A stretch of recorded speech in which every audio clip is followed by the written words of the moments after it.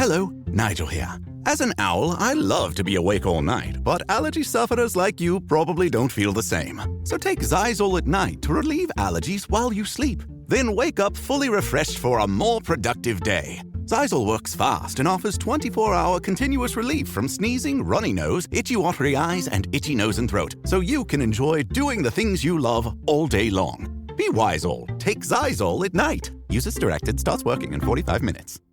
Welcome, folks. This is Steve Moore. This is the More Money Show. That is our More Money theme song, Money by the Beatles. That's John Lennon, of course. And what a voice he had. What an amazing talent. So much. By the way, I hope everyone is having a happy and holy Easter weekend. So much to cover this week, from this week, including all the tax talk, all the tariff talk, all of these things. We're going to cover it all today. We're on for 2 hours. Thank you so much, by the way. I just get a thrill when I'm in Manhattan or when I go sometimes down the streets of Washington, D.C., where I live, or I was in New Jersey a week or two ago, and people are coming up to say, I listen to the More Money Show on WABC. So thank you so much. We've got great ratings. This is the highlight of my week, to be in front of this microphone every Saturday afternoon following the great Larry Kudlow and talking to you about what is going on with the economy, finance, politics, all of this stuff. I'm going to start with the story that just broke about an hour or two ago, that Ireland is now willing to go to zero on their tariffs. I don't know if you've heard this, folks. They will lower their tariffs to zero. All we have to do in exchange for that is take Rosie O'Donnell back. So I would say no deal.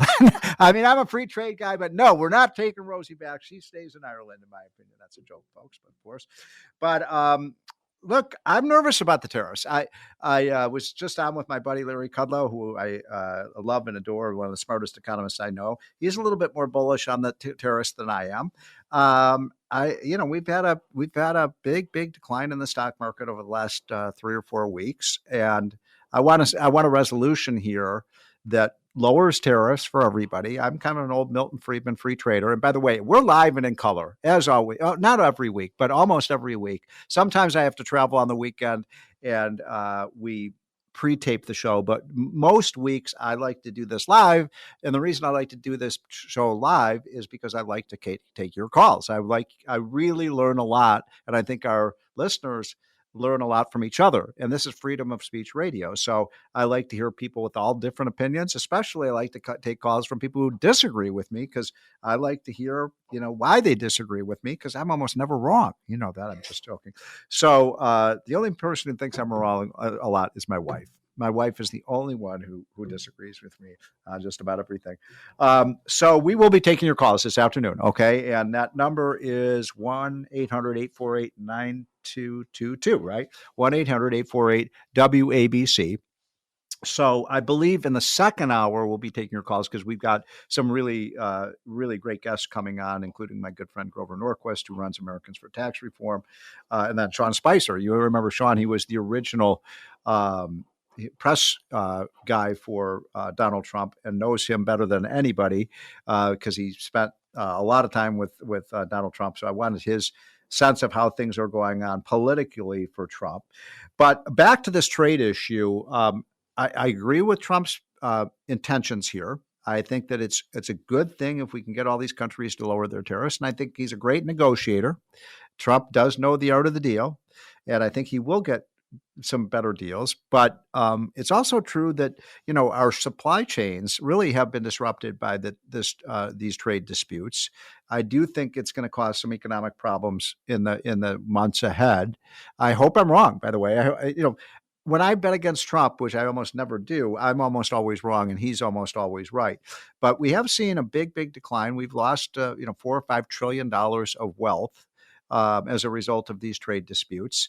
And the sooner we can get this resolved, the better. Now, I am hearing from my friends who work at the White House, and I'm close to a lot of those people, that it is true that the White House switchboard, the lights are just, blinking every few minutes. All these countries calling in, wanting to make a deal. So this is like the Let's Make a Deal TV show. Remember that one? And so if Trump can pull this off and we get freer and fair trade, I am all for it. But I'm nervous about it. I do not like using the trade deficit as a measure because we are soaking in capital from the rest of the world.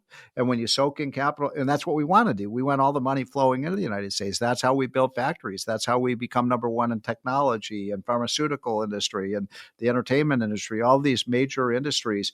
We're going to lead the world in AI. We're going to lead the world in robotics.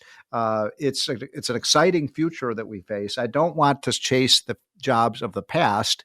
I want America to lead in the jobs of the future. So in other words, factory jobs are and I don't disparage people who work in factories. I think, I love blue collar America. Those are the heart and soul of the Republican Party today. All I'm saying is a lot of those jobs, let's be honest about it, will be going away, not because of trade, because of technology. We are going to see robots basically doing all the works in the factories in the next 5 or 10 years. And so let's make sure we have the smartest workforce, the most innovative people, and that we have the most free markets, because that will continue to make America the number one alpha male economy in the world. And that's my opinion on this. And the reason I bring that up is I want to hear from you all about what does it make you nervous? What's going on now? It makes me nervous, but do you think it's going to turn out all right? What do you think Trump is doing right? What do you think he's doing wrong when it comes to these trade issues? Because one of my complaints is I totally am with Trump on China. I think China is a bad actor. I think they're a villain. I think they are dangerous. I think that they are building up I know this, they're building up their military in a very aggressive way. They're sort of like Japan circa 1936, 1937. We should be paying attention to what they're doing. They have predatory trade practices. They have high tariffs. They don't play by the rules. So we should whack them. And we'll see, by the way, which of our so-called allies are with us on this and which aren't. And if they're not with us, then why do we pay for their national defense? Why have we paid $1 trillion over the last 40 years on NATO when these countries are not necessarily promoting America's interests? And we've promoted their interests for a long time and their security. We paid for their security. So if they say, well, we're going with China, then we're saying adios. We're out of NATO. That's my opinion, one man's opinion. I'm not a national security expert by any means. The other thing I wanted to bring up, and we'll be talking about, and incidentally, when you call, and don't call now, start to call around 2 o'clock, because that's when we'll be starting to take a lot of your questions and comments and concerns and criticisms of me or whatever you want to talk about. But I really want to hone in on what you think about this tariff fight. Do you think Trump's going to win? Do you think it's worth it? Because, we've lost a lot of money. The stock was $6 trillion, is a lot of money to go down the drain. Now, look, the market could explode back. I anticipate that it probably will. I'm praying it will. And I actually do think right now there are a lot of buying opportunities. Buy those blue chips, folks. Don't sell. If you sell now, you're doing the dumbest thing ever in stocks. You're basically selling when the prices are low. You want to sell when the prices are high. This is the secret of investing. When you buy low and sell high, and a lot of times people do just the opposite because they get panicked. And look, I'm a little panicked too about what's happened in the market. So let me know what you think what your advice to Donald Trump would be on these trade wars. Are you with them 100%, 80%? I'm with them maybe 60%, not 100%. I am nervous about it, and we'll see how this all turns out. Now, we're going to talk later in the show on the issue of these tax increases that Republicans were talking about. Soak the rich. And my next guest, who's coming on just in a couple of minutes, Grover Norquist, who's been a longtime friend from Americans for Tax Reform, he and I and a few others really led the fight against this. They wanted to raise, soak the rich with higher taxes. That's not what Republicans do. If every time you raise taxes on the rich, my buddy Art Laffer has a great book on this. Every single time in the last century, we have raised tax on the rich. The economy has tanked. The middle class has done worse.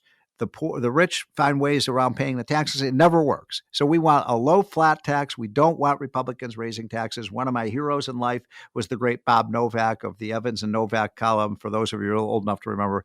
And Bob used to tell me, he said, Steve, the only reason Republicans were put on this earth by God was to cut taxes. So why are they raising taxes? I think we put that fire out, but we'll talk to Grover Norquist about that very soon. This is the More Money Show. This is WABC. We are live. We are in color. We'll be taking your calls soon. We're going to take a quick break, and we'll be back in 1 minute with the great Grover Norquist. Talk Radio 77 WABC. Hilton brings you new ways to stay, with experiences that let you capture the glory days. Introducing the Graduate Hotels. Each inspired by local college towns, these stays are always original and never boring. Get in touch with traditions all across the country and enjoy a stay that's a class above the rest. Book at Graduate Hotels with Hilton Honors Points at Hilton.com. It's a win-win. Hilton, for the stay. Your snacking routine can get a little dull. Time for an Oikos remix. Like a crunchy storm of sea salt praline pretzels, dark chocolate, and butter toffee, showering down into a smooth, creamy yogurt. Enjoy 3 Oikos Remix varieties with epic mix-ins and 11 grams of complete protein per 4.5-ounce serving. See RemixYogurt.com. Welcome back, folks. This is the More Money Show. This is Easter weekend. We are live. We are in color. I wanted to talk a little bit about this new study that came out by a group called ALEC, which represents about 2,000 state legislators around the country. And every year, this study is done by the great Arthur Laffer and me. And we've done this study. It's called Rich States, Poor States. And what we do in this study, and we've doing this, let's see, this is our 18th year that we've done this. I'm kind of losing track of time here. So 18 years we've done this study where we rank the states based on, it's just an objective study where we analyze their regulation policy of the states, the worker rights in the states. We look at how they do on tax policy, how they do on all sorts of policies that impact the economic climate of a state. And so we've done this 18 years in a row now, dating back to the early 2000s. And every single year, the report for 2025 just came out, and every single year, Utah has come out number one. I don't know, it's something about the Mormons, but they get it right. And they have low taxes. They have little light regulation. They don't have huge amounts of debt. Utah is the number one state in the country in economic outlook. And by the way, we've been in it for 18 years, and we've been right because Utah has absolutely boomed. I don't know if you have been to Utah or Salt Lake City lately. By the way, it's one of the most beautiful states in the country as well. They've got the Silicon Slopes there now in Utah with a huge growing tech industry. And a lot of these companies are moving out of California and they're moving to Salt Lake. The number 2 state in the country for best policy is Tennessee. And Tennessee is absolutely booming. By the way, I don't think there's any conflict of interest here, but Arthur Laffer does live in Nashville, Tennessee. It is, as you all know, one of the 9 states in the country that has no income tax. That's a huge advantage to Tennessee. And so Tennessee is number 1. Nashville, Knoxville, Chattanooga, those areas are just absolutely booming right now. The third state, this one sort of surprised me a little bit, Indiana, the Hoosier state, they're getting it right. And that's one of the few states in the Midwest that actually gets it and does it right. But congratulations. Mike Pence was the governor there, and they've got a great governor now, and they do it right. Fourth was North Carolina, the Tar Heel state. North Dakota, Arizona, Idaho, South Dakota, and Texas are the top states.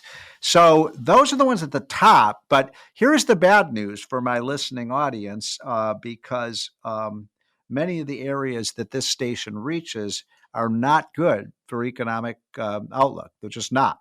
And the worst ranked state in the country this year is New York. New York. This is a flagship New York station. New York gets it all wrong. They do. I mean, and I love New York. I go to New York City at least once every 2 weeks, sometimes more than that.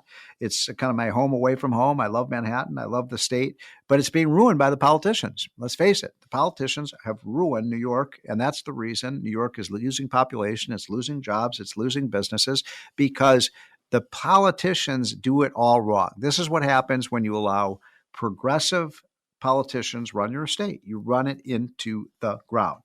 49th is Vermont. The third worst state is New Jersey. New Jersey, which, again, this station reaches all of New Jersey. I have so many listeners in this great state of New Jersey. Terrible leadership. Incidentally, I believe, Tim, that New Jersey has a governor's election this year. And come on, folks, vote for change. And I'm not a rah-rah Republican. I'm not here to tell you Republicans are the solution to all the problems in the country. They are not. Republicans oftentimes are partners in crime with the Democrats. So I'm more of a libertarian than a Republican or Democrat. But New Jersey, you've tried Democrat governors for most of the last 25 years, and it isn't working. So why not give it a try? Try something new. I used to coach, grade school football and basketball. My philosophy was, if you've got a losing strategy, you have to change the strategy. If you've got a winning strategy, never change a winning strategy. Well, unfortunately, New Jersey and New York have a losing strategy right now. It's just a fact. So why don't you get a new coach? Why don't you get somebody who can turn New Jersey, New York? And by the way, I know we have so many, as I think most of you know, California is also ranked one of the worst states. What a sad thing that is. But Connecticut is in the bottom 7. So we should be, it's Connecticut, New Jersey, and New York are the New York metropolitan area. And those are the worst areas for economic prospects. Change or die.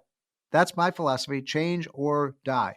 We don't want to see the evaporation of wealth and opportunity and economic growth in those states. But I'm here to tell you, if these states, Connecticut, New Jersey, Vermont, and New York, stay on this course, it looks bleak. It looks bleak for their future. And your loss is going to be the gain for states like Tennessee and North Carolina and Utah and Idaho that are absolutely booming. Policy matters. Policy matters. Now, people say, soak the rich. I bet a lot of you listening to the show say, yeah, soak the rich. They're not paying their fair share. We got all these millionaires and billionaires. They're not paying their fair share. Actually, that's not true. As most of you know, the top 1% pay 45% of the income tax. Almost half of the income tax is paid by the top 1%. The top 2% do pay over half of the income tax. So that doesn't sound like it's the rich aren't paying their fair share. But nonetheless, New York and California and New Jersey have the highest income tax rates in the country. So what do you think rich people do? They move. They move. I'm from Illinois. Most of you know I'm from the great city of Chicago. I grew up and I spent for the first 22 years of my life in Illinois. It's been ruined. Chicago, which is a world-class city, has been ruined by progressives. And change or die. That is my message to voters. It's going to be a big race in New Jersey this year. Do you have the courage to change, New Jersey voters? I hope that you do. I want to mention something that when I was talking about the stock market, I am not a financial wizard by any means. I follow the market. I try to figure out which company, I had NVIDIA, I wrote it all the way up, and now we're writing it down. So I'm not a financial advisor. I'm just saying stocks for the long run. That's all I'm saying. And sometimes when you have dips like we've seen right now, and these have been big dips, that oftentimes in history is a good opportunity. If you're in the stock market for 5, 10, 20 years, especially young people, anybody under the age of 40, you want your money in the stock market. I'm not telling you which stocks to buy. I'm simply saying, and by the way, the index funds are probably the best, for you. Buy the index funds because those are the easiest and you don't have to choose stocks. You just basically are buying into America Inc., which is always a good bet. So we will be right back. We're going to hear from one of my good friends, Sean Spicer, soon. He is, as you recall, he was the first press secretary for Donald Trump and became famous for that because he did a wonderful job in front of the microphone, in front of the cameras. And he knows a lot about how Trump's mind works. So I want to press him on that. We'll be right back, folks. This is the More Money Show on WABC. Talk Radio 77. WABC. You know that feeling when someone shows up for you just when you need it most? That's what Uber is all about. Not just a ride or dinner at your door. It's how Uber helps you show up for the moments that matter. Because showing up can turn a tough day around or make a good one even better. Whatever it is, big or small, Uber is on the way. So you can be on yours. Uber, on our way. At Capella University, you can learn at your own pace with our FlexPath learning format. Take 1 or 2 courses at a time and complete as many as you can in a 12-week billing session. With FlexPath, you can even finish the bachelor's degree you started in 22 months for $20,000. A different future is closer than you think. with Capella University. Learn more at capella.edu. Fastest 25% of students. Cost varies by PACE, transfer credits, and other factors. Fees apply. Welcome back, folks. This is the More Money Show on WABC. Hope you're having a very happy and holy Easter weekend. I had promised that we would get Sean Spicer on. I had Sean on about 6 months ago, and Sean, you were such a big hit. I promised folks I would bring you back because you have so many great insights about this great president that we have today. So first of all, Sean, thanks so much for joining this afternoon. You're very welcome, Steve. Happy Easter to you and to the audience. So, you had I was so jealous. You had the greatest job that you had when you worked in 2017 for Donald Trump. And those were those hectic first months of Trump's first term. You got through it and just really, did that job with aplomb. It was just an amazing performance. So just tell us how you think things are going. You know Donald Trump as well as anybody. How do you feel like the second term is going so far, Sean? It's funny, Steve. First of all, thank you for your kind words. Second, I had a chance to spend some time with him earlier this week in the Oval Office, and he asked me the same question. He said, how do you think it's going? And as you know from the time that you spend around him, that's sort of that's how he greets people. How are things going? What do you think? Right. And I told him, I said, Mr. President, I got to admit, I'm a bit jealous. And he started laughing. And I said, you guys just, he said, he's very kind. He always is. And he said, you guys, you work so hard. I said, I know we all worked hard, but I think you guys definitely have it together more. You've been able to think about what you wanted to do and who you wanted on your team. And it shows. I point to the first couple of days when Tom Homan was doing these raids across. They didn't just randomly pick cities.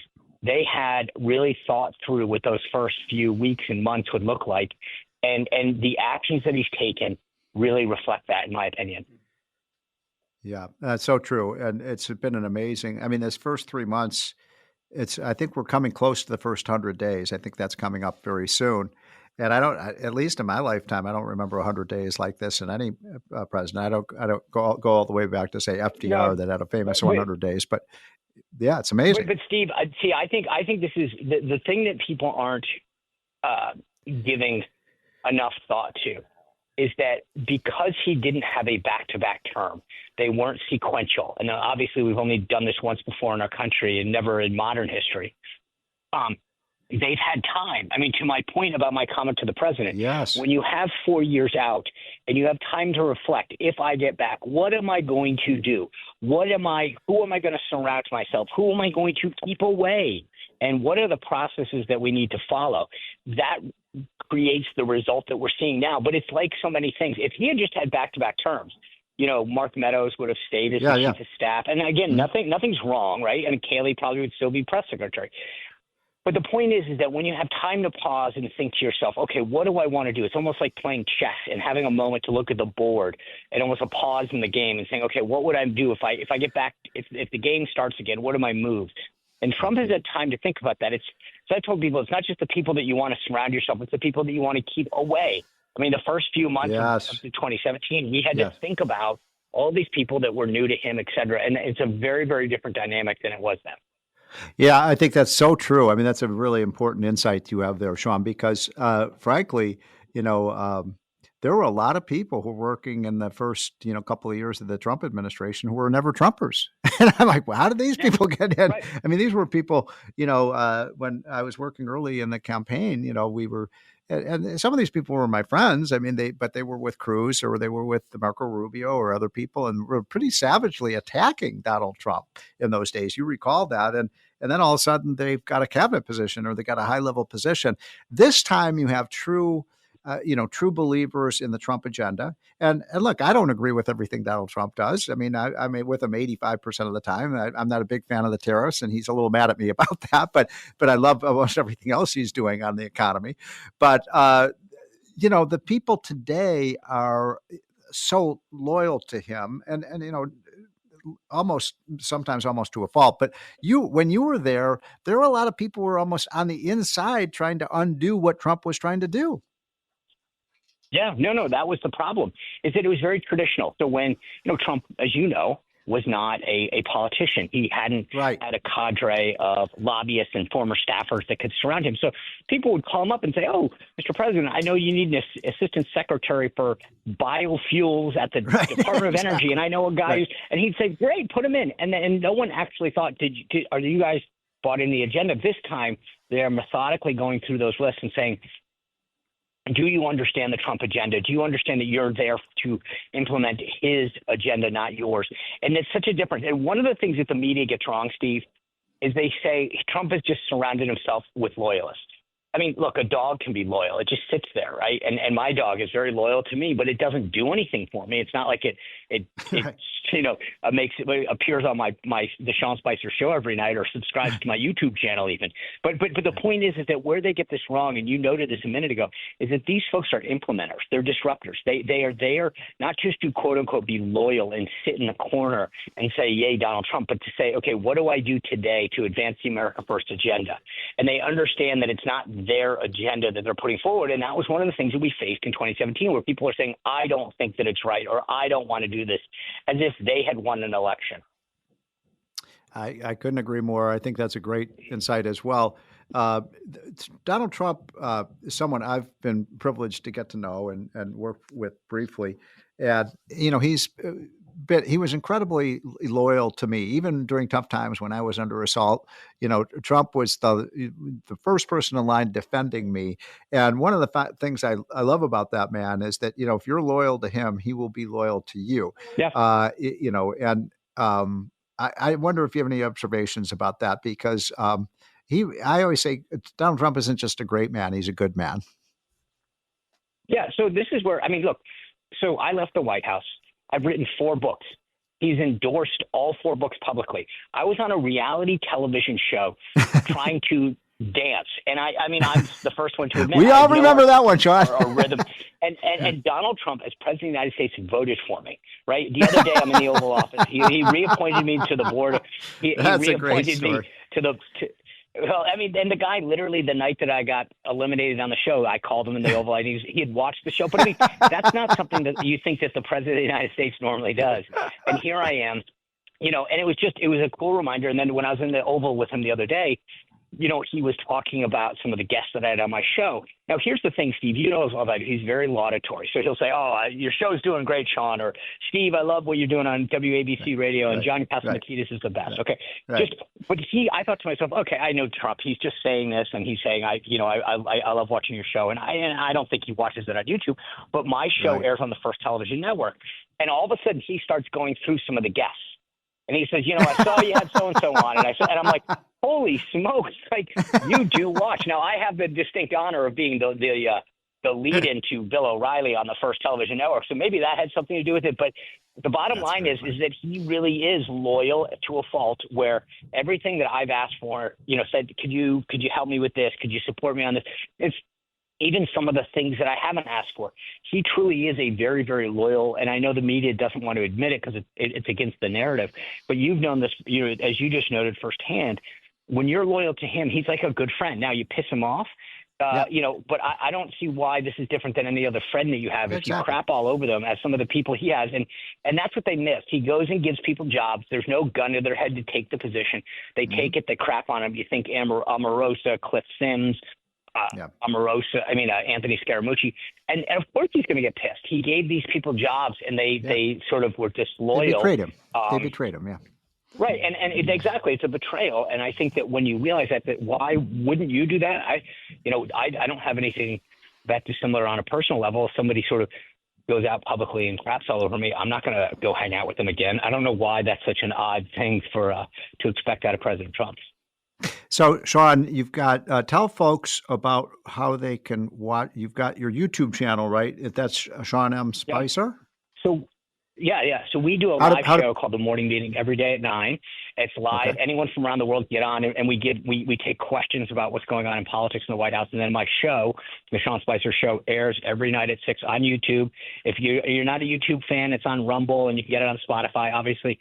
From a revenue standpoint, I'm always a fan of. And then it airs, as I mentioned, at 7 o'clock on the First Television Network, channel 347 on DirecTV. Did your show, several weeks ago. I was surprised. I got a huge huge number of people contacted me about, oh, you're on the Sean Spicer show. That's great. So it's Sean. I will say this. Sean M. Spicer, and then obviously the website's just SeanSpicer.com, and all that information's there. But we have great guests like you who bring insight, and that's what people look for. The one thing that I say about my show, Steve, is I've been in the game, right? I was White House press secretary. I worked for 13 different members of Congress, 26 years in the military, 6 years at the RNC. So I've seen it. And so when I talk about it, it's not just some hypothesis that I'm floating. Right. It's based on, 3 decades of being in the game. So I wanted to ask you do you have a few more minutes, Sean? Because this is a fascinating conversation. I don't want to abuse your time, but you? Okay. Absolutely. So I remember you invited me a couple of times to a few of Trump's press conferences when he was first elected president.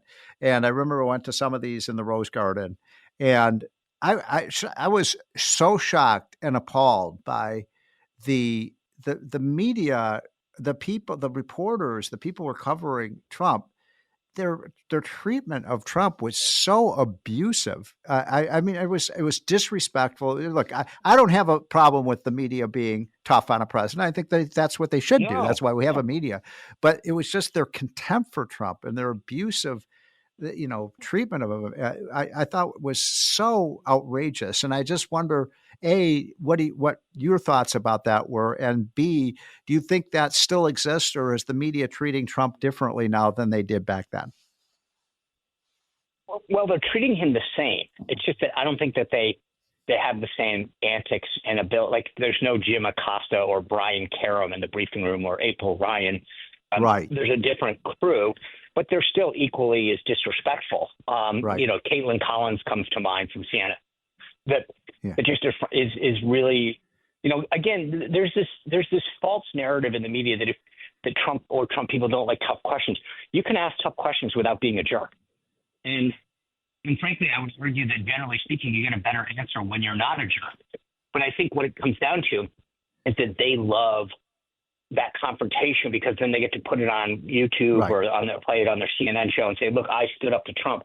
It's all a game, and it's all an attempt for them.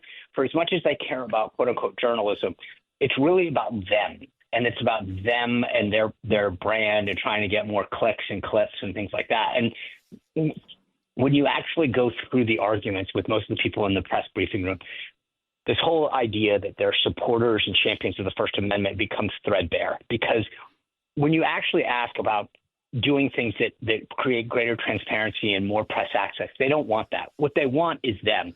So they're okay as long as Caitlin Collins gets her question, or so-and-so from the Washington Post or CBS News. They don't really care about anybody else. As long as that front row gets fed and if they get their clip that they can put on cable or the evening news, they're good. So I'm talking to Sean Spicer. That Sean Spicer was the first press secretary for Donald Trump when he became president in 2017. You can also reach him at SeanSpicer.com. Another question I wanted to ask you, Sean, was just about the way Trump makes decisions in the Oval Office. You've been there many, many times. I've been there a few times with him in the Oval Office. It's an interesting management style, I think. And my observation, you've been there so many more times than I have, but, he likes to have people around the table with different opinions. And sometimes he gets criticized for that, but I think it's actually what a good CEO does. And then ultimately he listens to people and he makes the decision.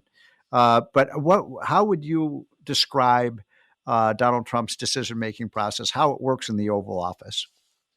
This message comes from Greenlight. Ready to start talking to your kids about financial literacy? Meet Greenlight, the debit card and money app that teaches kids and teens how to earn, save, spend wisely, and invest with your guardrails in place. With Greenlight, you can send money to kids quickly, set up chores, automate allowance, and keep an eye on your kids' spending with real-time notifications. Join millions of parents and kids building healthy financial habits together on Greenlight. Get started risk-free at greenlight.com/Spotify. Ryan Reynolds here from Mint Mobile. I don't know if you knew this, but anyone can get the same premium wireless for $15 a month plan that I've been enjoying. It's not just for celebrities. So do like I did and have one of your assistants switch you to Mint Mobile today. I'm told it's super easy to do at mintmobile.com/switch. Upfront payment of $45 for 3-month plan, equivalent to $15 per month required. Intro rate first 3 months only, then full price plan options available. Taxes and fees extra. See full terms at mintmobile.com. Yeah, so let me take a step back and explain how it normally historically works and then juxtapose that to how he does it. So normally, if there was a big decision coming on some economic issue, maybe a trade issue or whatever, there's what they call a deputies committee. The deputies committee is all of the number twos, number threes, if you will, from the various relevant cabinet agencies. They would meet. They kind of come up with a scenario or multiple courses of action. Then the principals committee would meet. Those are the national security advisor, the cabinet secretaries, whatever. Then they'd come up with a decision-making memo. They'd present that to the president or the chief of staff or whatever, and the president would sign yay or nay. Right. And that's sort of the stovepipe would operate. What Trump does is he brings a lot of those people into the Oval Office, as you described, and says, OK, Steve, you said that you don't like tariffs, but I know Sean here does. Steve, tell me why I shouldn't do X, Y, Z. And then you would make the case and say, Sean, what do you think about what Steve said? And I'd say, well, I think he's got some good points, but here's where I think I'm a little in disagreement. And Trump would say, OK, Steve, what do you think about his? And as you watch this, and I love it because to me, it's not just a memo that says yes or no, sign off on this, or we've decided on your behalf. It's him hearing, tell me your best arguments. Now you critique those best arguments, give me your best argument, then you critique his. And, you see this right now with the discussion about tariffs and trade that you referenced just a minute ago, where you've got Secretary Bessent, Secretary Lutnick, Peter Navarro, Kevin Hassett, all in there, boom, boom, boom, boom, boom. And then he's listening to each person. He's bouncing them off each other. He's asking each to sort of, and to me, you really then, as a leader, get the best of everybody's take because you're hearing not just their best positions, but their defense of it, how they're going at the other person. And I actually find it enjoyable, unless I'm the one who's arguing for a position, and I don't want anyone to take it down. But, which I've won some and I've lost some. So the thing that I found really interesting about Trump in the Times, I would go see him when I had an idea or something that I thought, that he should pursue. And it was always, I thought it was very interesting because in most cases with the president, there are going to be 3 or 4 people at the around the table saying, you can't do that. Oh no, it's never been done before. It's unprecedented, that kind of thing. And one of the things I admire about Trump, and I'd like your observation about this, is that, he'd come in with an idea and he'd say, he'd just make an executive decision. He'd say, I like that, and we're going to do it. And then somebody would say, well, that's never been done before, Mr. President. He said, I don't care. Let's do it. And I don't know if you have any observation about that, but his executive style is get things done. Yeah, and also, it was kind of funny you're referencing this because it was what I was talking about with him and some of the senior aides the other day at the White House, which was, the first time around, we would say something and someone would say, oh, historically, that can't be done. It's never been done, exactly how you just mentioned. And we go, oh, okay, all right, well, then forget it. And what you're seeing this time is him saying, who cares? Yeah, right. It's never been done that way. Okay, great. Then this will be the first. It's never been done that way. Who cares? And it's such a breath of fresh air because that's what most of these guys are up against. They come into office with a bunch of ideas how to make things better, more efficient, less duplicitous, whatever. And a bunch of people who, frankly, I think, do well off of the swamp, off of the bureaucracy, sort of say, yeah, you just can't do it. You can't do it. And then what he has learned and his team has learned is, yeah, you can. You just have to have the leadership and the fortitude to make it happen because you have to be willing to fight that bureaucracy to get your ideas through if you're not, because they want to stop it. Somebody makes money off of the bureaucracy or the stalemate or the inaction. And what Trump has done, and a whole host of things. I mean, it literally down to the minutia of some of the things, how the White House operates to big, important decisions. I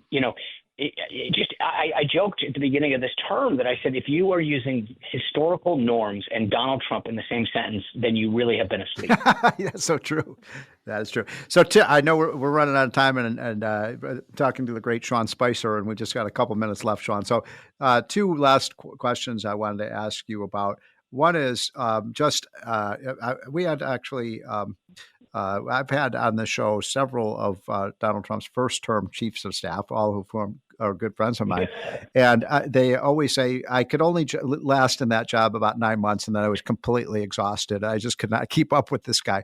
And people always ask me, is it true that he has he's almost superhuman in this energy level. I've never seen anything like it. Well, think about this. Last week, he's coming back from that MMA fight in Miami, and he does a press conference. Go look at the timestamp. He goes to the back of Air Force One, brings his granddaughter Kai with him, and at 2:17 a.m., he does a 30-minute press conference. 2:17 a.m. I had been asleep for 4.5 hours, and this guy's holding a press conference. And then I read the pool report. He's up at the golf course at 8.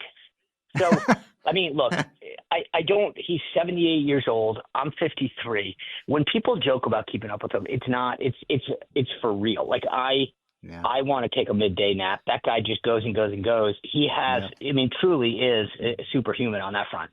Yeah. Well, Sean, thank you so much for carving out some time on this Easter weekend. Easter you are a national asset, my friend. I so much appreciate it. Thank you, sir. Folks, we are now going to hear from two of the best financial advisors in the business that will help you kind of navigate these choppy waters in the financial markets. And then we will be right back at the top of the hour. This is the More Money Show on WABC.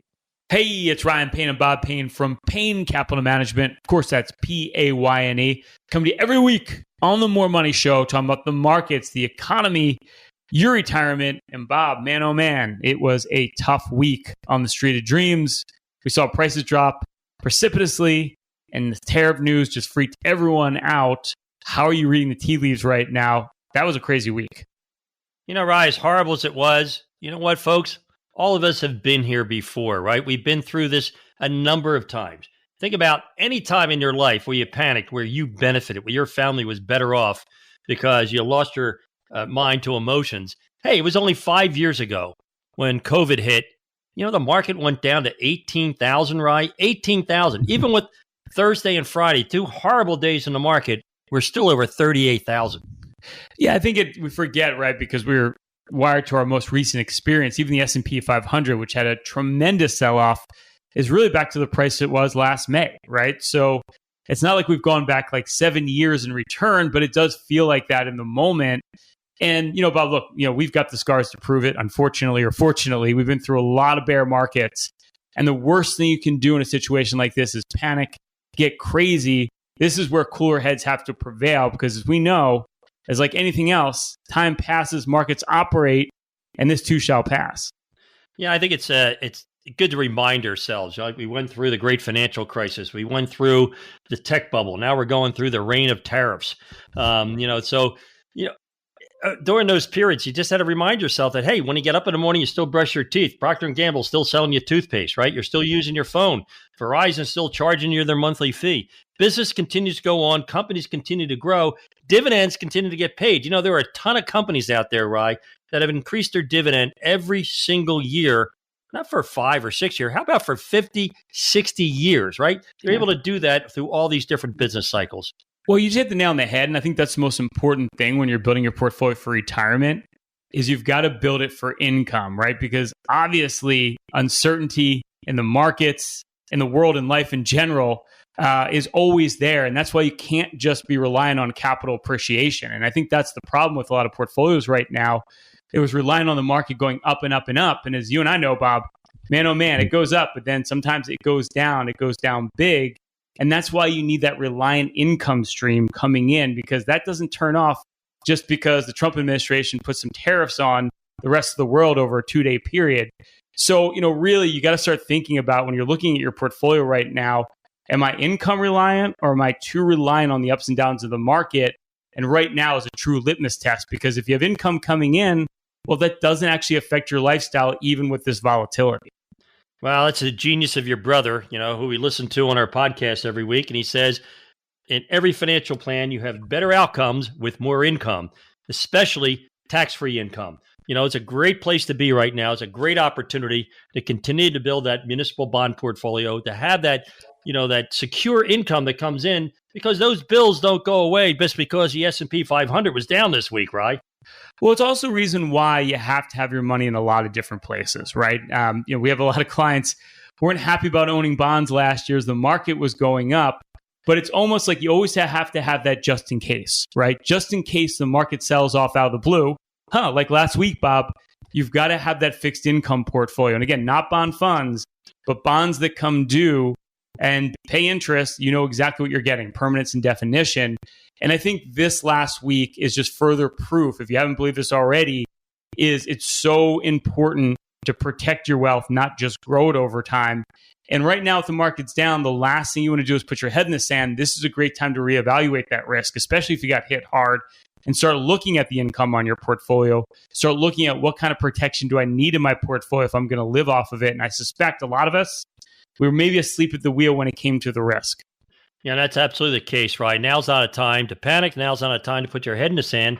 Now's a time to reassess, where are you going? What are your goals, right? Because, I've been saying this forever.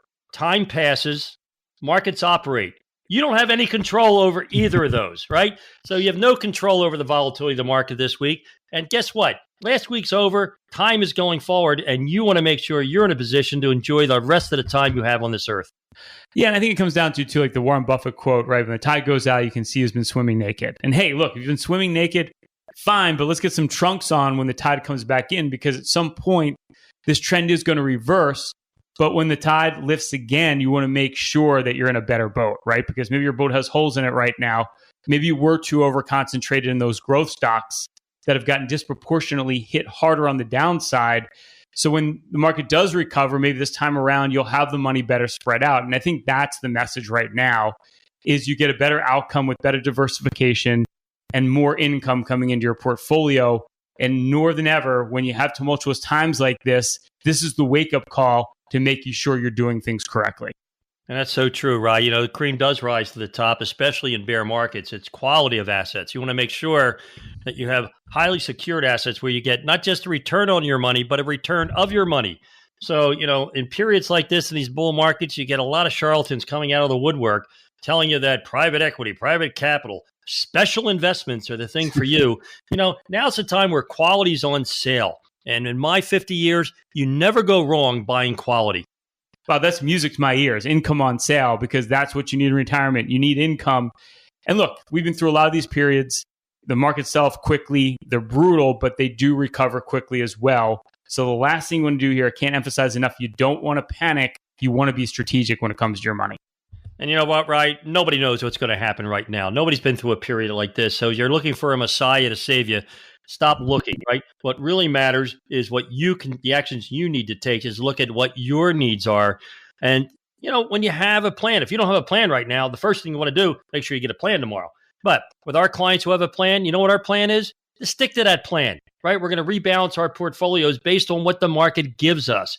We don't want to wait till the market we like. We're going to invest in the market we have. We're taking action on Monday.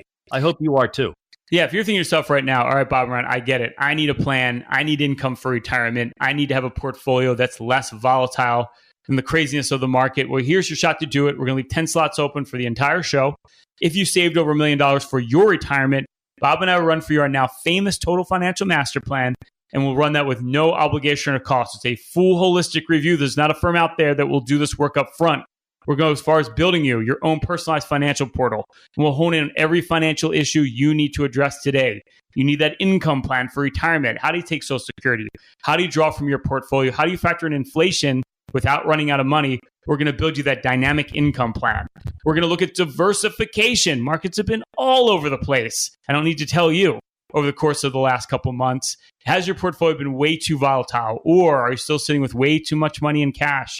Paralysis by analysis, can't figure out what to do.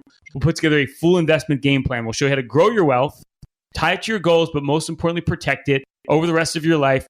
And we'll look at fees and taxes. Wall Street loves to say those high cost, tax inefficient products, whether it's an annuity, mutual fund, brokerage product, structured product. We'll do a deep dive of every investment you own.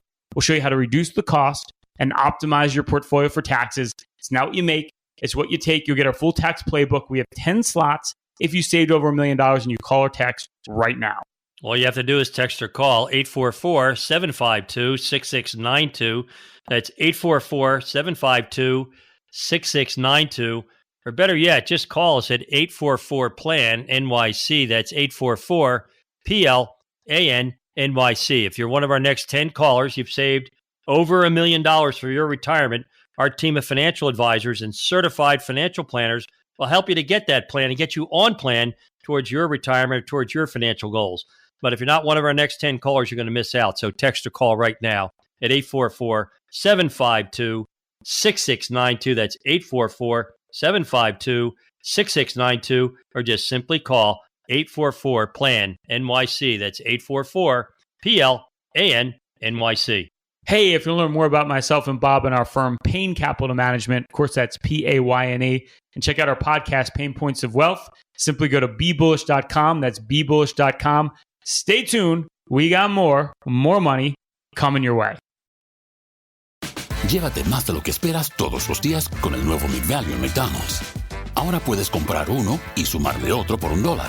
Así que cuando tu equipo favorito enfrente a sus rivales, enfrenta tus antojos con $5 Meal Deals. Y si estás corriendo para alcanzar el desayuno, corre al app para llevarte ofertas antes del cutoff.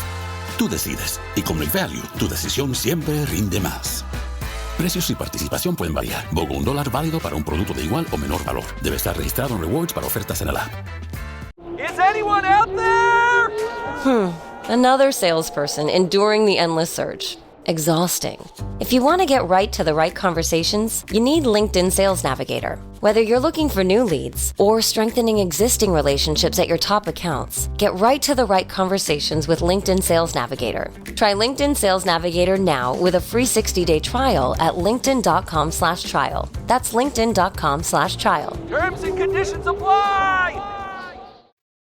Bunch of things I wanted to mention to you all, folks. We are going to take, this is the second hour. We're live. We're in color on the More Money Show. Most stations on Saturday afternoon are just going to give you a bunch of filler stuff, a lot of canned shows, a lot of canned commercials, boring.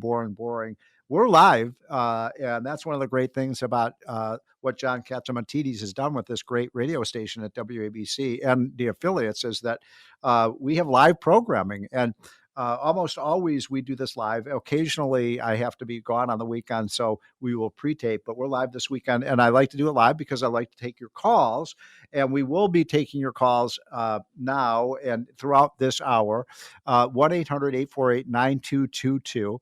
And I want to ask you, the question of the day is the tariff policy.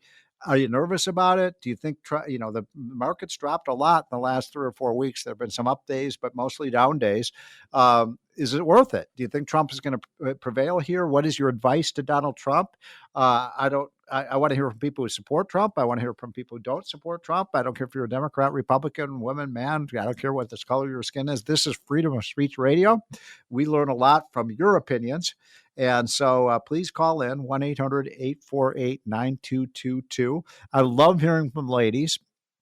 I always put them first in line. I just think that it's great to hear, because the men are always calling in, and I appreciate you all calling in, but the ladies are more reticent to call in, and when they do, we love to take your calls. So I get one of the things I love about doing the show is I just get such great feedback, and people are always emailing me and always texting me. And if you want to text me, you can do that by going to my email that I check pretty regularly. Is it's Steve at unleashprosperitynow.com. Steve at unleashprosperitycom. I'm sorry, Steve at unleashprosperitynow.com. And if you're not getting our hotline every day, you should be. I don't understand why you're not getting it, because it's absolutely free. We send out this email 5 mornings a week. I know you get a lot of this stuff, but this is very short. It's pithy. We usually just 5 or 6 major items we're covering. You can read it in 5 minutes. Newt Gingrich says it's the first thing he reads every morning. And we know a lot of people at the White House are reading it. We know a lot of the people in the media are reading it. We know CEOs are reading it. We get very positive feedback. So just go to Unleash Prosperity. What is it? Unleashprosperity.com and just sign up. It is absolutely free. There's no advertising. We don't sell the list. We just want you to be the smartest person in the room when you're having these discussions about the economy and politics. A couple of things. I got some already got a bunch of feedback on my comment this morning about, should we take the deal if we go to zero on the tariffs in Ireland, but we have to take back Rosie O'Donnell? I say no, but people say it might be worth it to take Rosie back to get zero on the tariffs from Ireland. So I'm still against it. I want her to stay over there. Another funny one. People are texting in very funny things, and somebody sent me this cute meme, and it's basically a bunch of these kids saying, "Oh, I have a YouTube channel, and I have 180,000 followers." Another kid says, "I have 250,000 followers," and another one says, "I have nearly 1 million followers on my YouTube," and this and that. And then then standing next to him is Jesus, and Jesus says, "I have 12 followers." I just thought that was great, and so I love to get your humor items. And we want to make this fun and funny, but also teach you guys about what's going on with you in the real world. And so I wanted to bring up a couple of things before we bring on Judy Shelton, who is, one of the top economists in the country. And one of the things that concerns me that I talked about at the top of the last hour, but I didn't really finish the discussion, is this whole talk about taxing the rich. Tax the rich, and that's going to solve all our problems. And I have to tell you that it has never worked. And every time we have tried to do this, what we found is that people leave high tax places. That's why New York and California and New Jersey are losing people, because taxes do affect people's behavior. And so it just doesn't make any sense to me. Why would we want to do that? Why would we want to do something that would intentionally hurt our economy? And it will hurt our economy if we do these kinds of things. And so that is, I think, a really important reminder to people that every time we've tried to soak the rich, it has hurt the economy, and people lose their jobs. And the people lose their jobs are the lower income people, not the high income people. We don't want to sabotage our economy. I've always been for a flat tax. I'm a Steve Forbes guy. I'm a Dick Armey guy. I believe a low flat rate tax of, 15, 16, 17, 18, 19, even 20%, but no deductions, no loopholes. Get rid of all the crap in the tax code. It is so polluted with crazy special interests, and I hate that about our tax system. I want everybody to pay their fair share, but I don't want special favors for special groups, and I don't think you do either. So that would be a much, much better way to handle our tax system, in my opinion. The other thing I wanted to bring up is, and we're going to talk about this in a few minutes with my friend Judy Shelton, who was one of the geniuses on monetary policy in the Federal Reserve. I am still completely outraged by what happened on Wednesday when Jerome Powell, the Federal Reserve Board chairman, went to the microphones and basically shouted fire in a crowded movie theater. And we've already got choppy and turbulent stock market. People are nervous. Investors are nervous. And basically, Jerome Powell, instead of calming people down, he shoveled coal on the fire. And I think that is a fireable offense. I think it was outrageous. I think it was a partisan attack against a new president. I do believe the president should have the authority to fire the Federal Reserve chairman, because if the president doesn't have the authority to fire Jerome Powell, then who does? Who does? Is this guy a dictator?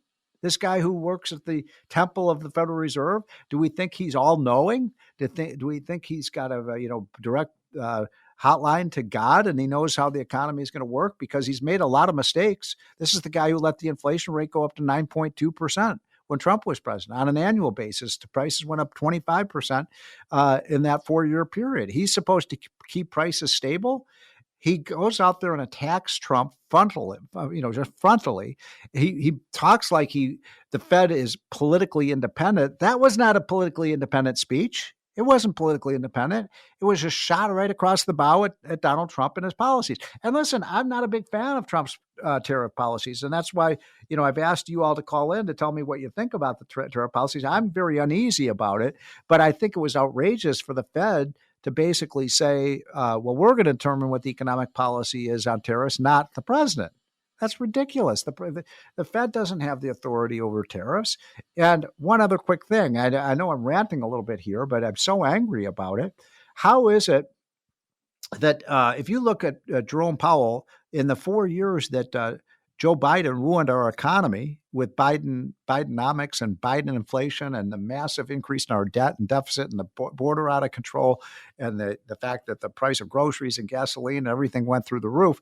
I don't recall Jerome Powell attacking Biden's policies. Do you? I mean, if you do, tell me, because I don't remember one occasion where Jerome Powell attacked the policies of Joe Biden, even though he's the one who led to an inflation rate that's 3 times higher than it was under Donald Trump's policies. The other thing that did not happen, that should have happened, was that there was no talk of the things that Donald Trump is doing today to lower inflation.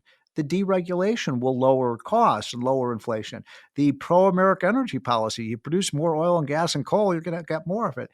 The fact that we've got DOGE out there that's going to save hopefully hundreds of billions of dollars. All of those things are disinflationary. He never mentioned that. He mentioned the tariffs. Now, I actually happen to agree to some extent with Jerome Powell that if you impose tariffs, those could have a slight inflationary effect. He's right about that, but he didn't take into account all of the offsetting things that will lower inflation.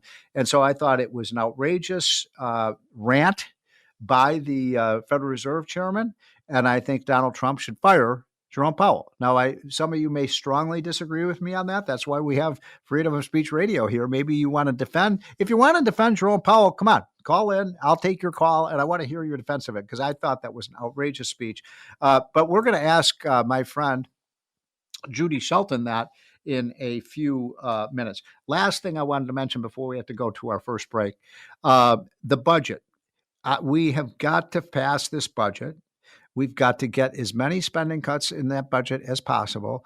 And we have to do not fall for the Medicaid scam that Democrats are saying. I see them running ads all over the country now saying, oh, children are going to lose their health coverage if the Republicans cut Medicaid.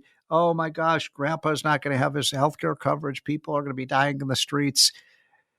Folks, there is $150 billion a year of fraud in the Medicaid program. Nobody has done a damn thing about it now for the last 8 years, 10 years. It's been going on and on. The program, unemployment, the fraud in these programs, we know about it. We're not talking about taking away people's health benefits. We're talking about getting rid of the fraud. We're talking about exposing it. And I think these guys, people who've defrauded the system, should go to jail for that. You see people stealing money from all these programs. We can cut our budget by $1 trillion, and most of you listening to the show will never even know the spending is missing. That's the way the swamp works, and there's the reason you're seeing such a resentment to what Trump is doing from the media and the people in Washington is they're part of the swamp. They're in on the swindle. Don't you get it? You're sending your money to Washington. We're skimming cream off the top. We're getting rich off of it. And then, it's going to their buddies. It's going to their special interest pals. It doesn't help America. And we got to bring an end to that. And the reason that there's so much resentment about Donald Trump is he's trying to drain the swamp. He's doing everything he can to do it. I'm totally with him on that. So don't fall for this complete crazy idea. Oh, everybody's going to lose their health care insurance. They're going to take away your Social Security benefit. No, they're not. They're not. That's a lie.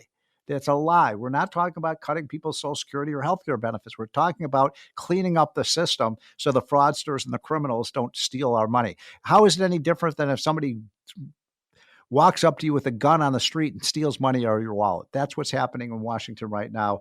And I'm fed up about it. I hope you are too. We'll be right back, folks. This is the More Money Show. We will be taking your calls, 1-800-848-9222 in a few minutes. So I see we have 2 spaces open if you want to call in.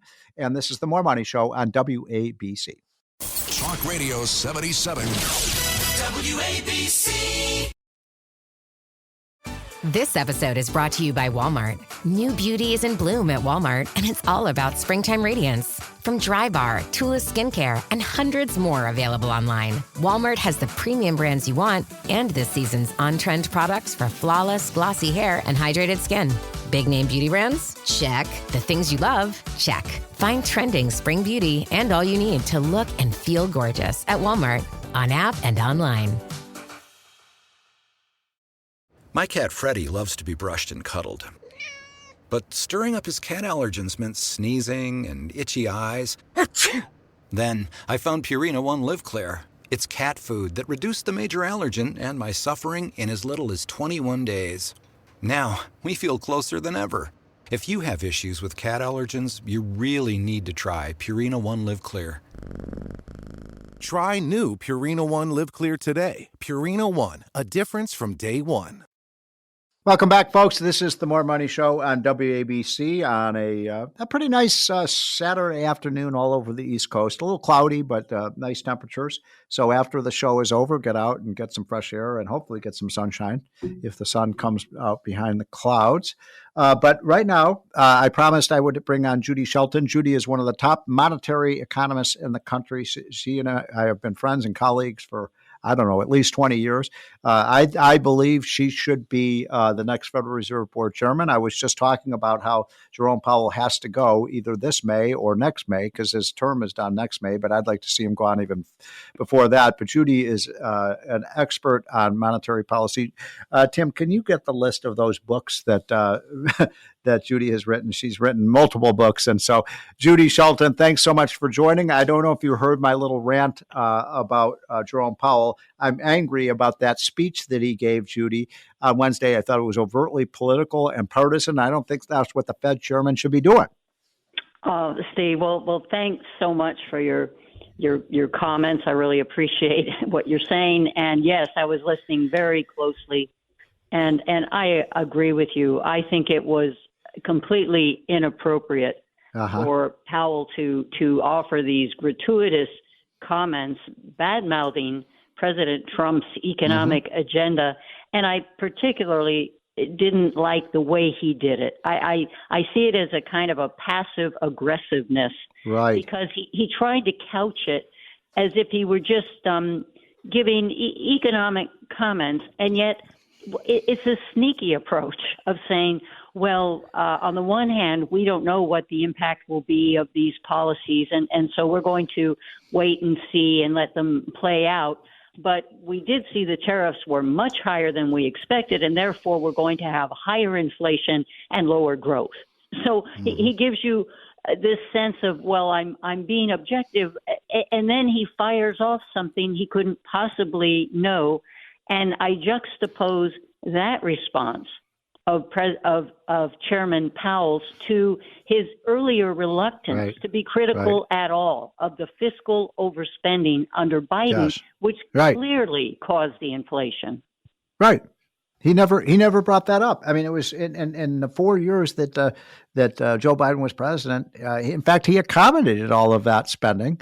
And so, Judy, I mean, one of the things I'd like your thoughts on, because it seems to me, and maybe I'm wrong about this, but one of the jobs of the Federal Reserve Chairman, especially during a time of turbulence in the market when investors are nervous and fidgety, is to try to calm people down, right? And instead, Jerome Powell gives this speech, which doesn't calm things down. It literally the Dow fell 1,000 points in a few hours after he gave that speech. Well, I liked your analogy. I think he fanned the flames, which is along with calling fire in a crowded room. Our president is trying to transform the economy. He's trying to empower the private sector, and that's what he was elected to do. And a big part of that is addressing the trade imbalances. So he's in these rather delicate negotiations, say with the European Union, where they had retaliated against the tariffs that were initially proposed. And we have the European Central Bank that yesterday saying they're going to drop their target interest rate. They're down to 2.25%. And here we are sitting with our Fed at 4.4% in a wait and see mode. And from what I think Powell neglects to take into account is how currency shifts are such a critical part of the trade relationship. So he is really countermanding what our president is trying to do in establishing a fair trading order and trying to have a level playing field. But we don't have this level monetary playing field. So Powell is assisting these other major central banks in shifting the terms of trade to their advantage. Yeah. By it's like putting America last. Putting America last. This is exactly what President Trump got so angry. People say maybe he was out of line when in August of 2019 when he finally said, I don't know who's a bigger enemy. Is it President Xi or Jerome Powell? But he was so frustrated because we were trying to go after China on tariffs, and there was Powell pulling the same thing and keeping the dollar at a high level through interest rate policy when China was deliberately manipulating their currency downward. So, Judy, if you were the chairman of the Fed Reserve Board, and you may well be chairman of the Federal Reserve Board sometime soon, because I know you're on the short list, but if you were today, right now, what would you be advising in terms of monetary policy? Should the Fed be lowering rates right now? Should they be raising them? I don't know what the correct policy would be, and what would be the determining factors, or do we stay put, or what do we do? Well, I think the goal is to have market forces determine the cost of capital. So I think it's a mistake for the Fed to be deliberately pursuing a restrictive interest rate for the purpose of curtailing economic activity, because they try to control demand. It would be much better to try to increase supply. And that involves... Hold on. When you say supply, you mean the supply of goods and services produced? Yes, because they're really talking about demand for those goods and services needing to be in balance with the supply, because then you're not causing inflation. That's what you want to bring into balance. But the way to increase the supply is by granting the people who produce that supply, which is mostly small and medium-sized businesses, who would like to expand their productive capability, they need access to capital. Yes. What I see our Fed doing is having monetized all the overspending by Congress, and then they buy that debt. So first, that puts the fiscal transfers into people's pockets. That puts the pressure on prices. That's what causes the inflation. And then they do a 1-2 punch of further punishing people who are now having to deal with the inflation with high interest rates, because that's how the Fed corrals that money to keep it from entering the real economy. So I think that it would make sense to move away from restrictive interest rates and to grant more access to capital. If I were Fed chair, I would quit their tool of paying banks interest on cash balances. The Fed gave banks $186 billion last year to keep money sitting in cash rather than making it available to private sector borrowers or even putting it into treasuries, which would at least have brought down those yields, and then that helps the real economy. And the real is that because they were paying? Is that because they were paying interest on those reserves? Is that? Yes, they pay interest on $3.5 trillion that's sitting in cash accounts at the Fed, and it turns out that over 40% of those cash balances held at the Fed are put there by foreign banks. So that money that the Fed is paying to private banks, including foreign banks, would otherwise have gone back to Treasury. That would have increased revenues to the budget. That would plug a big hole in the imbalances that we're trying to bring closer to a balanced budget. Wow. And so I think that tool is terrible. The Fed, they should be trying to conduct monetary policy the way Paul Volcker did. And they should be shrinking their portfolio. Why are they sitting on $6.7 trillion of assets and having such a big footprint in credit markets? And so I think what this has forced is a discussion on what is the proper role of a central bank in a free market economy. And it should not be to manage the economy. It should not it's like central planning. Right. It's central planning, and it's carried out in a way that's very reminiscent of the way the old Soviet Ghost Bank used to operate, where they take By the way, I see that I'm just looking at your resume, Judy, because I couldn't. You've written so many books, I couldn't remember all of them. And I see that this was pretty prescient. In 1989, you wrote a book called "The Coming Soviet Crash." Good call on that one. And then, and your two, more. Well, you wrote a very famous book in the mid 90s called "Money Meltdown: Restoring Order to the Global Currency System." And then your most recent book, of course, is Good as Gold, which is a fantastic read about what the Fed should be doing. I wanted to ask you about my buddy and your buddy, Steve Forbes, who's, I think, just a brilliant man, has been really jawboning the Fed about this idea that he believes, and I wonder if you agree with this, that the Fed has almost a growth phobia, that they're against economic growth because they think economic growth is going to cause inflation. And that doesn't even make any sense to me, but they got 300 supposed geniuses who are economic PhDs over there with these equations and these computer models that tell us that more economic growth causes inflation. But that seems upside down to me. I think that's a great way to characterize it. The phobia idea, it's as if the Fed thinks growth causes them problems. Right. And so their model is set up to say that there's this trade-off between inflation and growth and employment. And they end up suggesting, and their mindset is that people working in a productive way are causing inflation. And so that's why they try to kill demand. When they have high interest rates, it's so that the people who want to expand their productive capabilities, these small businesses in most cases, don't have the capital that would allow them to hire more workers. See, I trust those people to know that this is going to be worth it. I'm going to pay a guy, and he's going to produce more than he's going to cost me. And so the Fed looks at it instead as, well, economic activity in itself generates demand. And so if we cut that off, then somehow that's going to make our job easier. We can control inflation by really hurting the economy and having more people out of work. And all they're doing is really, the government's going to continue to pay those high rates.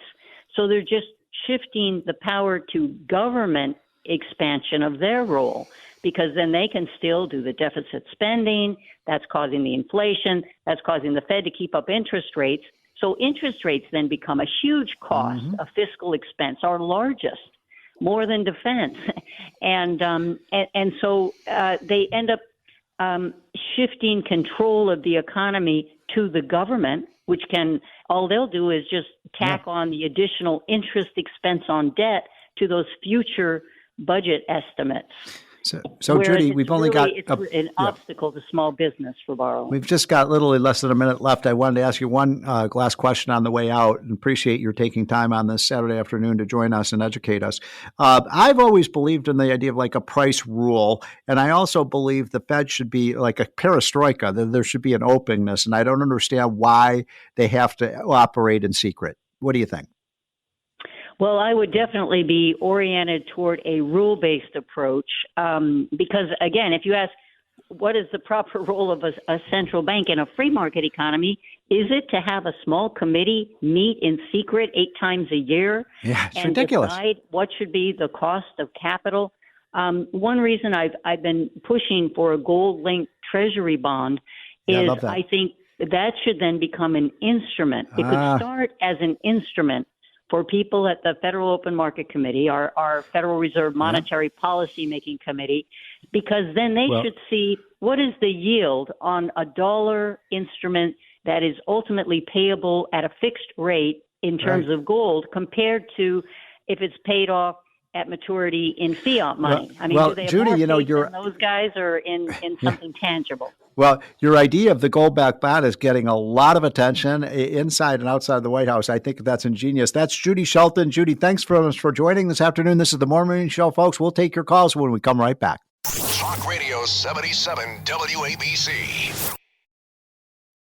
So good, so good, so good. Great gifts for mom? We've got them. And they're up to 60% off at Nordstrom Rack stores now. You know they have Marc Jacobs? Gotta show mom some love. That is so good. Snag amazing deals on Mother's Day gifts from Barefoot Dreams, Kate Spade New York, and more. Great brands, great prices. That's why you rack. We're shipping Mother's Day gifts with a rapid-fire round of questions. Ready? Yes. My gift. Can you pack it? Yep. Ship it? Yes. Guarantee it? Of course. Oh, send gift baskets? For sure. Protect electronics? Dog-proof it? Return it if they hate it? Yes, no, and yeah. Are you the UPS store? Hey, we have a winner! Visit theupsstore.com/guarantee for full details. Most locations are independently owned. Product, services, prices, and hours of operation may vary. See Center for details. The UPS Store. Visit a store today. So welcome back, folks. We're having fun on a Saturday afternoon, talking about the economy, talking about a little bit of politics, talking about Trump and his adversaries. And I promised all afternoon that we would take your calls, and now we're ready to do that. We got a nice stretch where we can hear what you have to say about the situation. I was asking about what you think about the tariffs. What do you think about the job Donald Trump is doing? And I asked ladies. We have one line open, by the way, and we do have one or two ladies on the line already, but we'd love to hear more from the ladies because women are smarter than men. I know that's a very sexist thing to say, but I'm just saying it. And Ann from New Jersey, I believe, is our first caller. Ann, what do you got for us? Oh, thanks for taking my call today. Thank you. Look, I voted for Trump. I vote Republican. I donate to the causes. Here's what I see here with the president, what's happening. Okay, I understand that he's trying to fix the administration, Trump, at least 35 to 50 years of this globalization policy, outsourcing jobs, and manufacturing, etc. My problem is twofold. One, I think it's too much, too soon. He's trying to fix it all in a few short months. Yes, What's happened, I think, is that I see the stability all around the world, the balance of stability change. Look, I'm a senior retired. I live in New Jersey. I need my investments. I need the income to generate. I am at least 20% on all of that. And two things I'll say is the trade. What's happened is the value of the dollar has plummeted. I've been watching it. It has fallen a bit. The rate to the dollar to the euro was so much higher. So Ann, really quickly, what's your second point? Because we've got a bunch of callers. These are good points. What's your last point?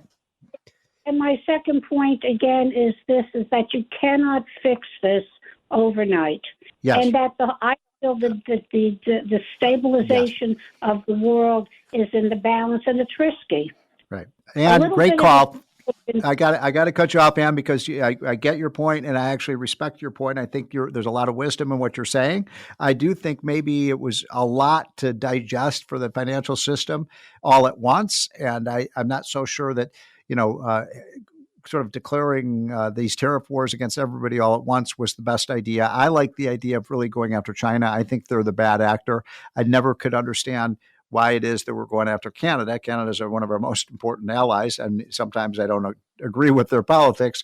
But I think, Ann, you make some very good points. Maybe too much too soon.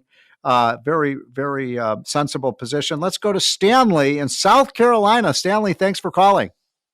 Yeah. Hey, Steve. I listen to your show every Saturday. Great. Oh, thank you so much. All the way. Where are you in South Carolina, my friend? Columbia area. Okay. That's the. I'm that's 75. I work full time delivering Amazon packages.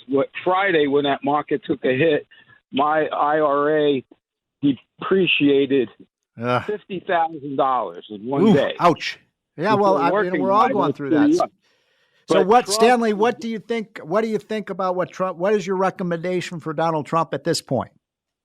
Stay the course. Stay the course. Okay. Even though you've lost 50,000, you still want him to stay the course. Why aren't these Europeans saying, we were advantageously positioned versus America for the last 60 years. Thank you very much. I've never heard one of them say thank you. It's always, oh, Trump's crazy. The madness was letting them get away with it after they recuperated after World War II. We let them put tariffs on those goods. But, you know, Stanley, another thing you mentioned last week, week you said, why aren't they having more babies? Well, your friend Kudlow about a month ago cited a study from Harvard saying with the immigration knocking a working guy's wages down, they can't afford to have kids. And Ann Coulter made a great point the other day when she said, you know, the American citizen puts in and he doesn't get as much back as he puts in. Illegal Stanley, gets just more one, out, and the illegal gets a lot more. Stanley, I got to cut you off because we got a bunch of callers. Great call. I just want to clarify something, and I think Stanley makes some great points. But just to clarify something, what Larry Kudlow was talking about was the illegal immigration, that the illegal immigrants oftentimes come in and they work for less and the wages fall. Not legal immigrants. Legal immigrants, I think we all agree, are really important for our economy and are very, very strong contributors for the most part. Let's go to, I guess, next up is Pete in New Jersey. Pete, what have you got for us? No, what you have to do is get together a Organization of American States, United States, Canada, Mexico, Paraguay, territory territory of Greenland, Colombia, and Paraguay, and create a tariff-free zone with those countries and build them up. So you have free trade between them. It has to be a tax cuts, and the tax cut has to go down to 12 to 21% has to be the highest. Yeah. So, Pete, great call. One of my good friends, Lee Rizzuto, has just been named by Donald Trump to be the ambassador to what's called the Organization of American States. That's most of these countries in and around North America, Central America. And I think we should have closer relations with those countries. And I've always liked the idea, by the way, of a North America free trade zone. I think it's important that we maintain good, close relations with Mexico. We want to make sure that their economy remains stable. One of the most important foreign relations issue for our country is not what's happening in the Middle East, not what's happening in Ukraine, but making sure that Mexico remains economically stable. And I've been down there, by the way, to the border. If you ever get a chance to go to Laredo, Texas, Laredo is where all these goods coming. Trucks are lined up 4 miles long in the Mexican border, bringing in goods and services to the United States. And it's an important part of their economy. We don't want Mexico to go south on us because if that happens, it will be both a national security and economic crisis for the United States. So I'm a big believer in some of those free trade deals. I'd like to see more of them. I think our next, by the way, our More Money Show hotline is 1-800-848-9222. We have or 1-800-848-WABC is an easier way to remember that. We have 1 or 2 lines open, but I believe Ed from Jersey is on. Hey, Steve, how are you? Thank you for calling, sir. I'll make it short, Steve. Listen, I love Trump. I voted for him 3 times. I believe in his tariffs. The rollout wasn't the best, but I do believe in Donald Trump. I think the one thing that a lot of people are missing, Steve, and I believe this wholeheartedly, the stock market was grossly overvalued, brutally overbloated. And this, I believe there would have been a correction no matter what. So, Ed, let me just, before I let you go, I've lost money in my 401k plan and my stocks, and you probably have too. You think this is the price to pay to get the economy stabilized? I do, Steve. All right. Well, that's a great. You sound like a real patriot, my friend, and I'm glad you called. So let me just take a minute here and explain the something that I think people are missing a little bit in this. What Trump is talking about is a reciprocity, and what reciprocity means is if let's say I'm just making these numbers up, but let's say Japan has a 25% tariff on our goods, and let's say our tariff is say 10%. I don't know what the numbers are, but I'm just using this as an example. So let's say we're at 10% and Japan is at 25%. What Trump is saying is that's not fair. It's not level. It's an unlevel playing field. And what he's saying is, Japan, either you lower your 25% tariff to 10%, or we're going to raise our tariff from 10% to 25%. And we're not going to have an unlevel playing field anymore. And so what Japan is going to have to do in that instance is I believe in the end of the day, this could work, and I think it probably will work. You bring your tariff down, and if they do that, it's good for everybody. It means we can sell more to Japan. Japan gets more, American products. It's a win-win for everyone, and I like that idea. I don't like the idea of looking at the trade deficit surplus, because the fact is the trade deficit means nothing. It's meaningless. It really is just a statistic that has no, it doesn't include for actually services, and services are a huge part of what we provide. We provide financial services. We provide technological kinds of services, and those not included in these trade deficit numbers. And also, as I said earlier on the show, we're just sucking in capital from the rest of the world.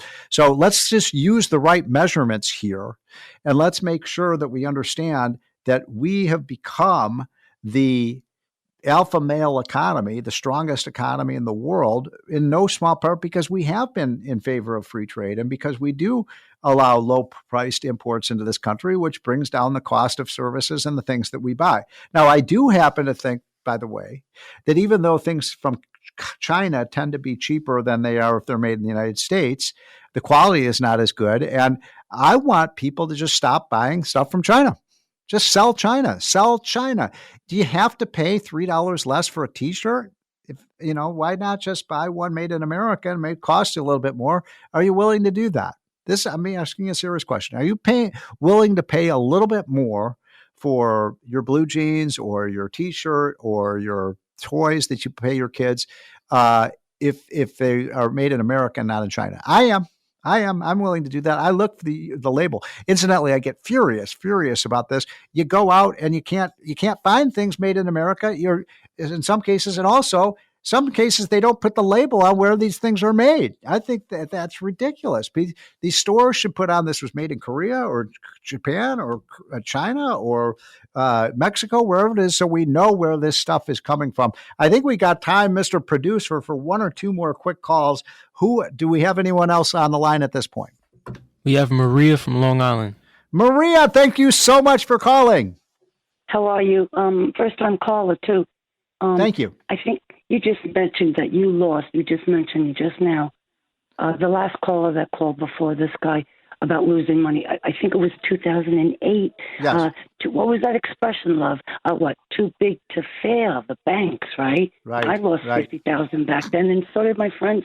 And well, anyway, it's a different reason. And anyway. By the way, hold on, Maria. Let me just stop you there. Do you think we made a mistake in bailing out all these big banks as we did in 2008? Because I was not in favor of that policy. Well, neither was I. However, okay. both my grandparents were from Italy, and they were general contractors building customs homes on Long Island. And my grandmother's always said, because they did the book, that the banks are crooks, and they still are. But I know why we have banks. I got a house because I had a bank to give me a loan. It's all good. It's all, when you're retired in your 60s, you really don't pay attention to all of this kind of, if you know what I'm trying to say. In a way, there's millions of people that don't even have a penny that live in this country. Poverty. So, I know you know what I mean about that. Yeah. So Maria, hold on. Let me interrupt you for a second. I just need to ask you one question, and then I got to move on because I only got time for one or two more callers. Maria, this is my question for you.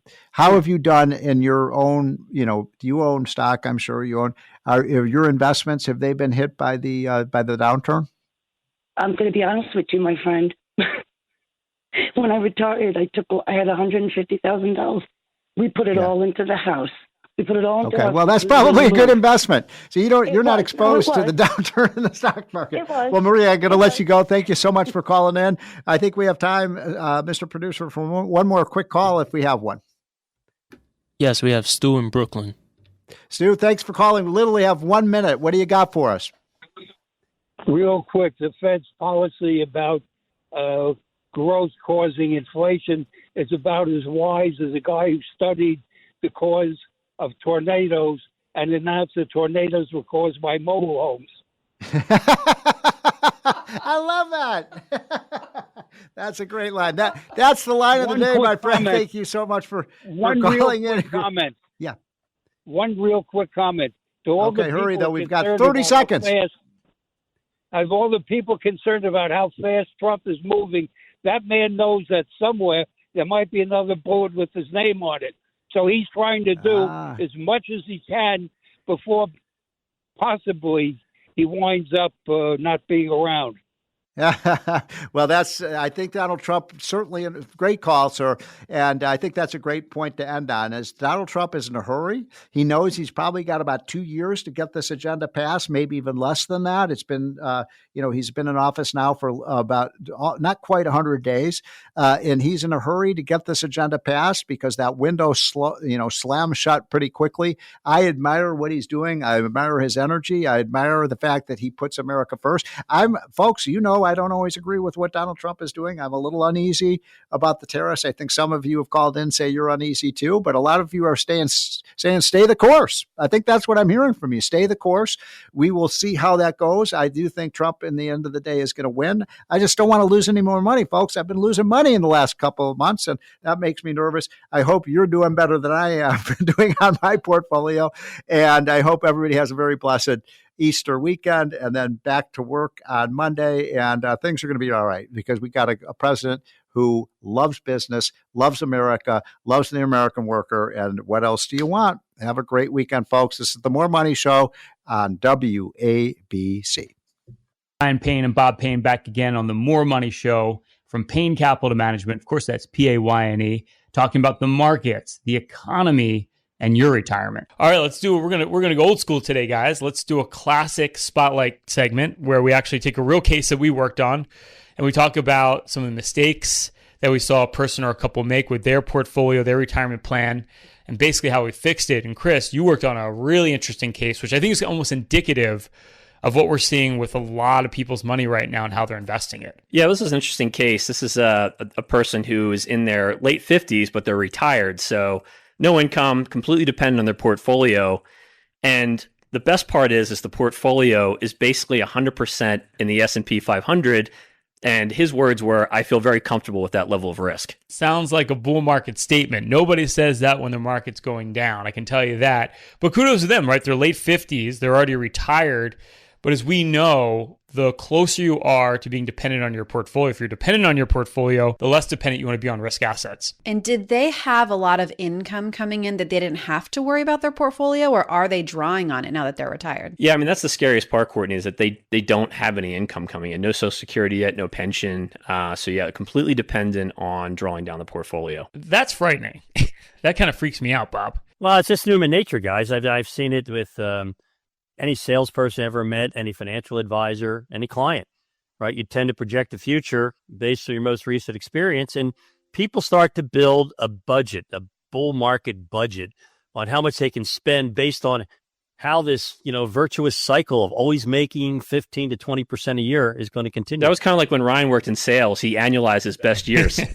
But yeah, it kind of reminds me of like that scene in like a Bond movie where like the person's standing around and then all of a sudden the trap door opens and they fall through. Like when I did a back test of this portfolio back in the global financial crisis, and it was down 50%, guys. Yeah, well, that's a great point, Chris, right? Recency bias is a real thing because we went into the year, like the animal spirits, we hear about that all the time, were out. It was like the American exceptionalism trade, right? That is it. That is going to be the winner. The stock market can't go down. And of course, the exact opposite has happened. And so I suspect, Corey, there's a lot of people right now that felt very confident in their portfolio, didn't know the risk they were taking, and now are saying, like, wait a second here. Maybe I'm not prepared for retirement the way I thought I was. Yeah, and I think this is, a little concerning now. We've talked about this previously, but you're not seeing that fear. You're seeing people are really optimistic, even with the markets being down recently, which means, I don't know, could there be another shoe to drop? Could there be another leg to go on further? I don't know, but you want to make sure you're protected, and clearly they're not, right? And I'm wondering, Chris, did you show them the back testing? And I love how we can do this. Like, this is what your portfolio does in a bad market. This couple has like $3 million. It would have went down to $1.5 million in the great financial crisis. Did you show them that, and did that risk hit home? I'm curious. Their response was, well, that was a different time. It was different that time. It's always different. Always just different. Always different. Yeah. I hear this a lot where people say, well, I'm comfortable with this amount of risk. I'd rather be aggressive and grow my money as much as possible. But I think the other thing people don't realize is when the markets are down, you want to buy back into it. But if 100% of your money's in the stock markets and you're retired, you don't have any dry powder to buy back in. So even if you have a small amount in bonds or cash, it just gives you that ability to rebalance your accounts. Did they understand that phenomenon or understand how that adds to their returns over time? I think that conceptually they understood it. One of the things that I did point out on the comparison, which is the spreadsheet that we use to show, what they generated income and risk, was how much income they were currently generating versus how much income they could generate. And we were able to increase the income to about $60,000 a year. Yeah. So, one of the things I put out to them, I said, even in a down market, you're still generating income. That's really going to supplement what you need, and you won't have to pull money out while the market's, getting hammered. It is true. Like, our emotions just lead us astray, right? That's the problem, because a lot of us went into this year after two big up years in the stock market. So your risk is probably way out of whack at that point. But to tell somebody they're taking too much risk when the market's going up and up and up, and of course, it's like everything you see on the news just feeds your beliefs, because you start watching all the programs and all the economists, everyone's got the rosy-colored sunglasses on, and then it's like, ha, surprise, everything we told you 2 months ago isn't true anymore, right? Remember we said this on the show, this is like 2 months ago, that when everyone was saying, well, President Trump, he rates his performance by how the stock market's doing. Well, guess what? He's not doing that anymore. He says he doesn't care about the stock market anymore. And that was only 2.5 months ago.